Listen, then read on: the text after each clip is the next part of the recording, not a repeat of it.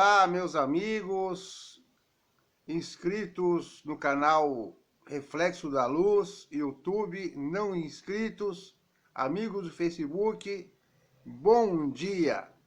Mais uma vez, somos gratos a Deus, a Jesus, aos amigos espirituais, nossos parentes e amigos encarnados que estão aqui no planeta Terra e desencarnados, como diz popularmente, partiram dessa para uma melhor. Será que partiram para uma melhor mesmo? Ou depende da situação de entendimento, de vibração, de amor que cada um se encontra? Portanto, tudo é relativo. Então vamos mais uma vez dando o bom dia para as pessoas que vão surgindo aqui na rede social, que vão assistir ao vivo, que vão assistir mais tarde, para que vai ser mais tarde, uma boa tarde, uma boa noite.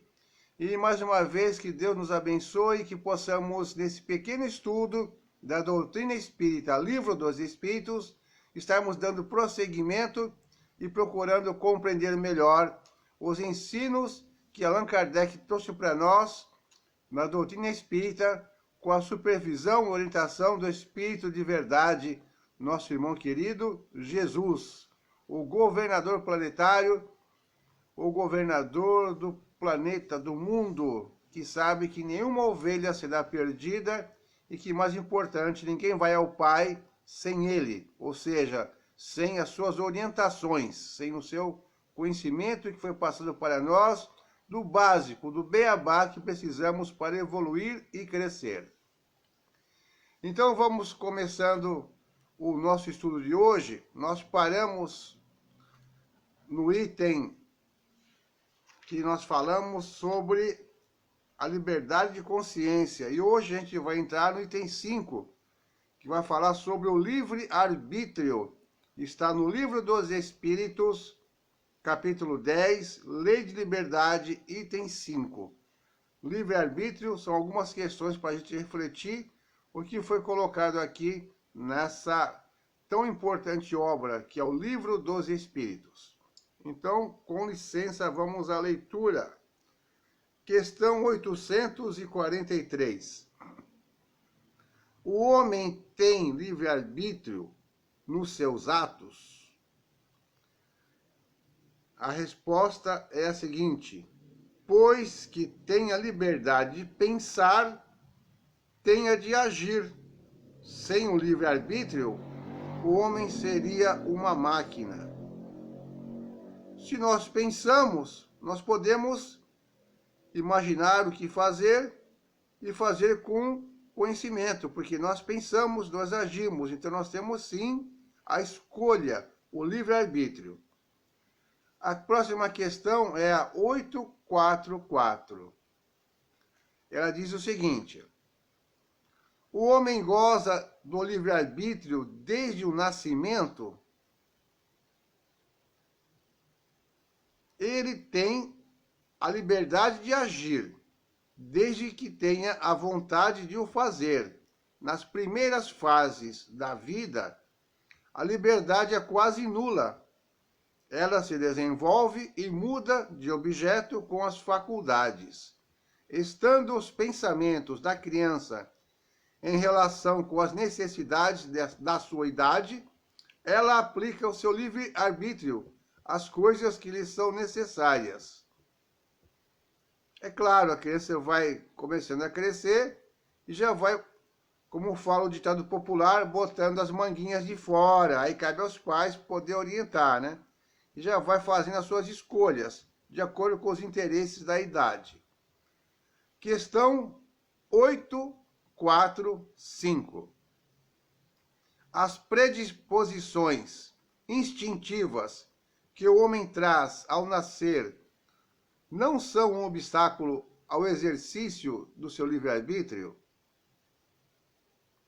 As predisposições instintivas são as do espírito antes da sua encarnação, conforme for ele mais ou menos adiantado.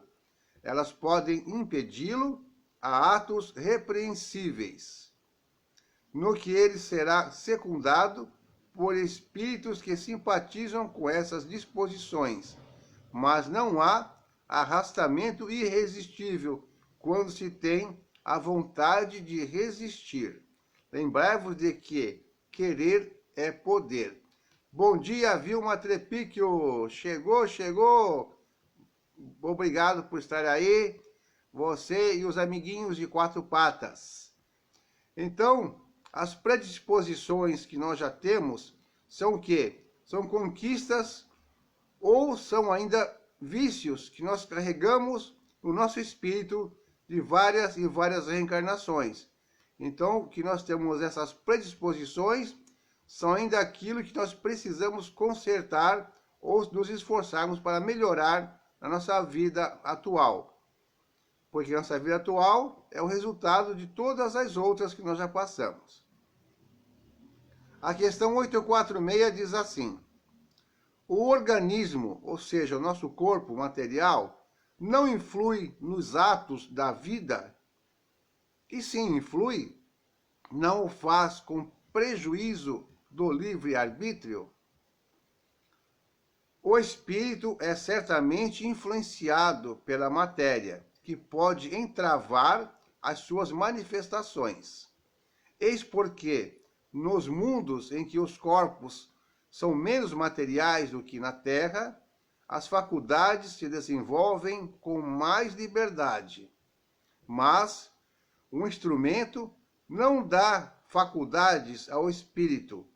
De resto, é necessário distinguir, neste caso, as faculdades morais das faculdades intelectuais.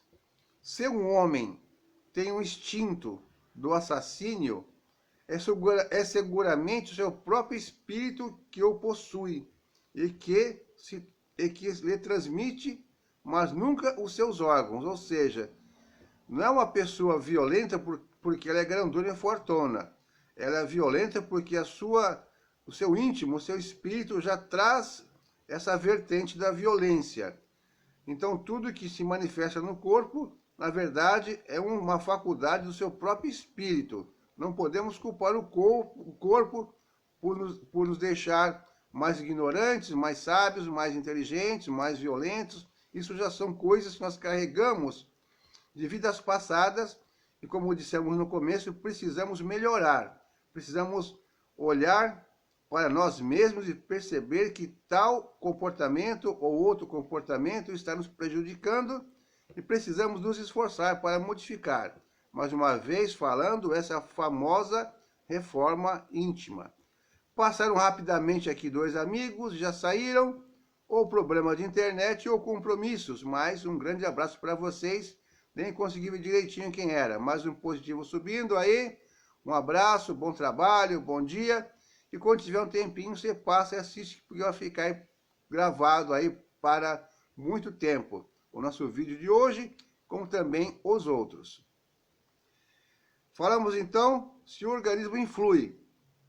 É claro que ele não influi, mas ele pode impedir algumas manifestações, porque às vezes você olha para uma pessoa debilitada fisicamente e fica pensando assim: olha que dó, Deus castigou essa pessoa. Na verdade, aquilo foi um prêmio. Recordando, tem um livro chamado... não consigo lembrar o livro, mas é o seguinte: o livro fala sobre uma pessoa que vê com as duas mãos impossibilitada de fazer movimento, de pegar, segurar e assim por diante. Mas explicando melhor, essas pessoas eram constantemente reencarnando como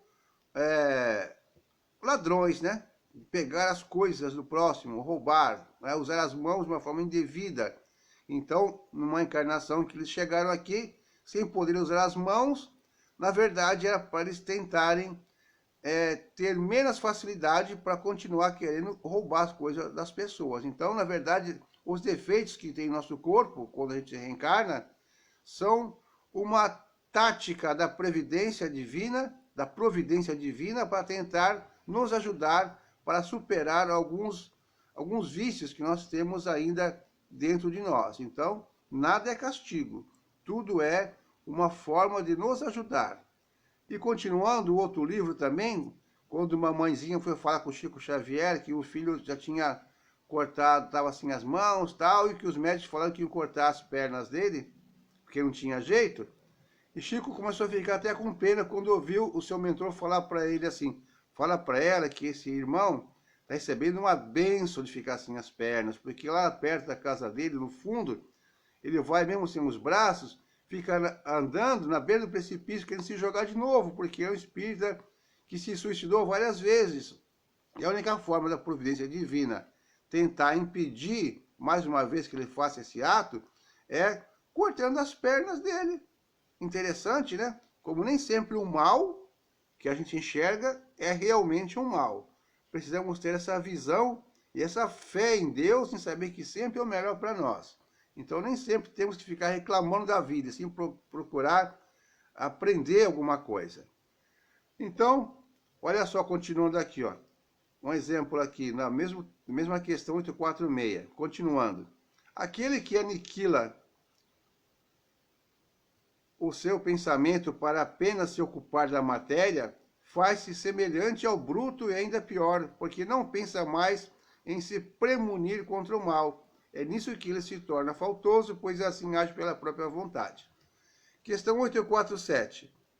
A alteração das faculdades tira ao homem o livre-arbítrio?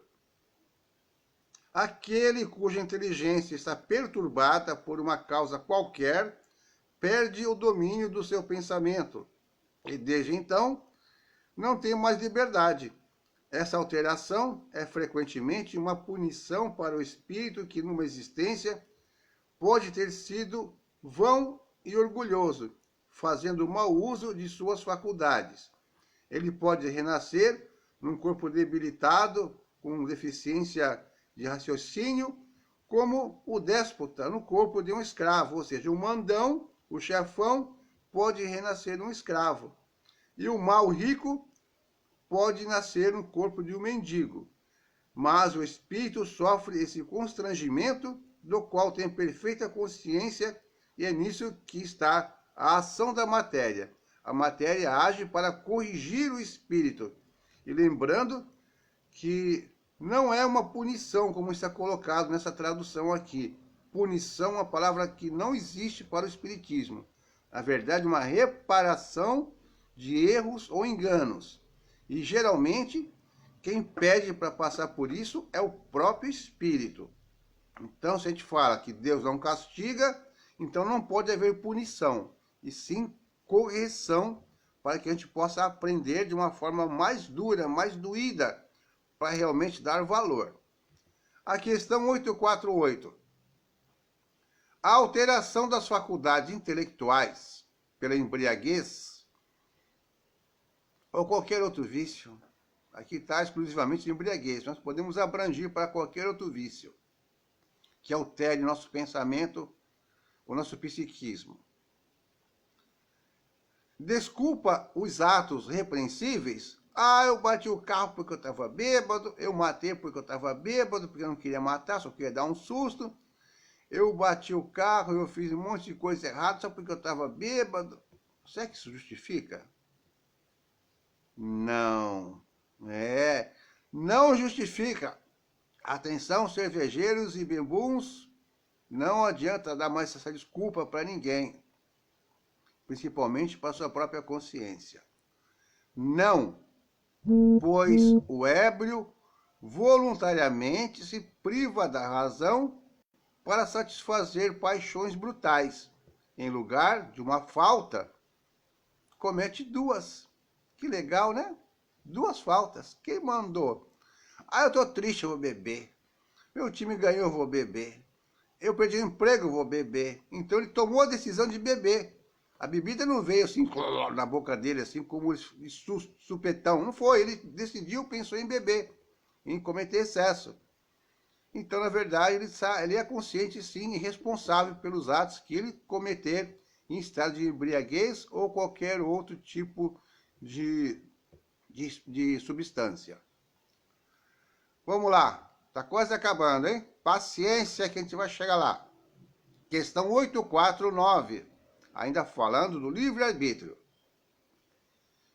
Qual é, no homem em estado selvagem, bruto, né? Quando a gente falava uga, uga, uga, uga, monga, monga, caçava, pescava e comia, né? Bom dia, Maria de Lourdes de Mamorim. Grande abraço, bom dia de luz para você e para a família. Então, no estado selvagem, qual a faculdade dominante? O instinto ou o livre-arbítrio? Se está no estado selvagem, com certeza a inteligência é somente para as coisas básicas. Caça, para a sua alimentação, proteção das intempéries, coisas simples. Então, o instinto que vai predominar. O instinto, o que não o impede de agir com inteira liberdade em certas coisas. Mas, como a criança, ele aplica essa liberdade às suas necessidades e ela se desenvolve com inteligência. Por conseguinte, tu, ou seja, nós, que és mais esclarecido que um selvagem, és também mais responsável que ele pelo que fazes. Ou seja, quanto mais a gente sabe, quanto mais a gente desenvolve essa inteligência, muito mais responsável nós somos por nossos atos. Certo? E a questão 850, para terminarmos o item do livre-arbítrio, diz assim: a posição social não é, às vezes, um obstáculo à inteira liberdade de ação? Os nossos cargos, nossos trabalhos, nossas profissões, a sociedade. Resposta: o mundo tem, sem dúvida, as suas exigências.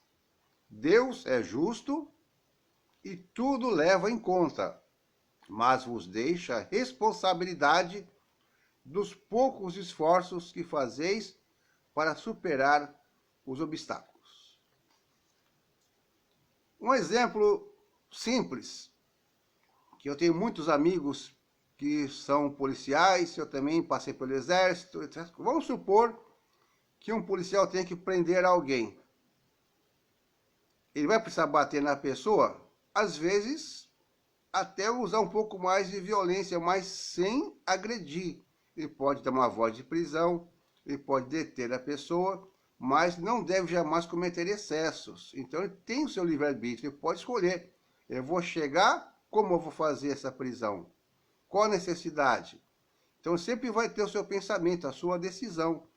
Mas, às vezes, manda que leve assim, que leve assado, mas tem que analisar. Tem o seu conhecimento, tem a sua base de aprendizado e vai saber utilizar de uma forma que seja mais justa e mais segura para ele naquele momento. Então, as posições sociais, às vezes, nos exigem e nos deixam sem tomar decisões, assim, que vá ser de acordo com a nossa vontade. Porque existem regras, existem leis, estamos em sociedade, mas mesmo assim, como diz aqui, Deus vai levar em conta tudo isso. Mas cabe a nós termos a responsabilidade de nos esforçarmos para tentar superar esses obstáculos sem transgredir a lei divina, sem abusar do poder que nos são dados temporariamente no mundo e procurar tratar todos de uma forma justa e honesta. Relembrando, cada caso é um caso, mas todo abuso é um abuso e o mal é sempre o mal. Eu vim passar por aqui o Walter Aparecido, meu camarada, um abraço para você também. E a gente vai ficando por aqui no dia de hoje, terminando o livre-arbítrio, que é muito mais do que isso. Fosse entrar em questões jurídicas, que eu não sou advogado, mas a gente tem muitos amigos advogados, e fala um monte de coisa, tem muita coisa para falar. Mas no Espiritismo é isso. Questões 843 até 850, a gente pode ter isso uma noção de como fazer para que a gente não transgrida tanto a liberdade do nosso irmão, do próximo. E amanhã a gente volta com outro assunto interessante, que é a fatalidade. Existe fatalidade? Existe. Para os olhos do vulgo, do leigo, uma tragédia, uma fatalidade. E a gente vai saber amanhã o que diz a doutrina espírita, no Livro dos Espíritos, falando sobre a fatalidade. Um bom dia para todos, obrigado paz e luz, gostei aqui, e que a gente possa ter um dia de bênçãos, de amor, de realizações, sempre com fé e com perseverança. Muita paz e até amanhã ou até a próxima oportunidade. Para a ciência não pode perder, todo mundo perde. A gente sempre perde. Eu lembro uma palavra que falava no começo quando eu comecei a entrar na doutrina espírita, a pessoa falava assim: ninguém perde o que não tem. Será que a gente já tem paciência para poder perder? Vamos pensar nisso, hein? Fiquem com Deus.